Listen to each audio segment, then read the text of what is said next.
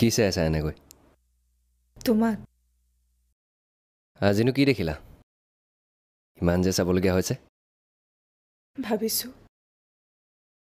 মই বাৰু ইমান নিষ্ঠুৰ নে? ইমান মৰম কৰা, ইমান কেয়াৰ লোৱা মানুহ এজন থকাৰ পিছতো মই এয়া কি পাপ কৰিছিলোঁ? হ'ব দিয়া, এইবোৰ মনত পেলাই নাথাকিবা। বেয়া দিন সকলোৰে জীৱনলৈ আহে, কিন্তু এই বেয়াবোৰ কেতিয়াও চিৰস্থায়ী নহয়।